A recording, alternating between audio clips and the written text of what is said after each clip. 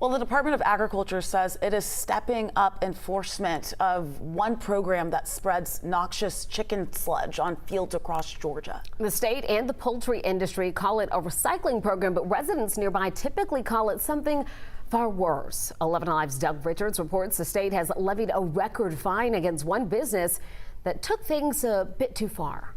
Mayor, flies, and traffic all the time. For months, residents of a community in Wilkes County endured the sights, sounds, and stench of a neighboring farm. They be out in the field all the time, and the smell is awful. Where officials said workers spread noxious waste on fields that came out of chicken processing plants. You don't want to come outside. When it smells like that, you don't want to come out. Flies be out and everything.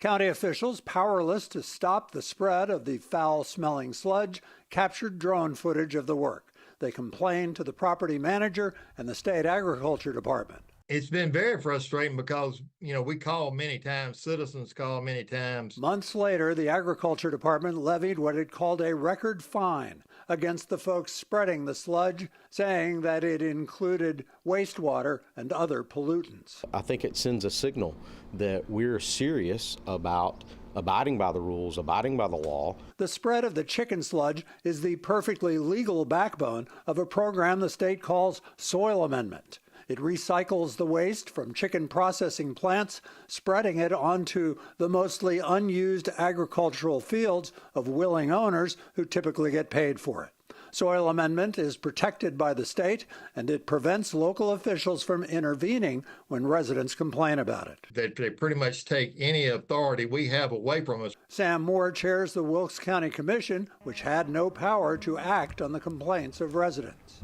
Why does it have to be the state agriculture department that enforces this and not local folks who are actually on the ground with it in their backyards?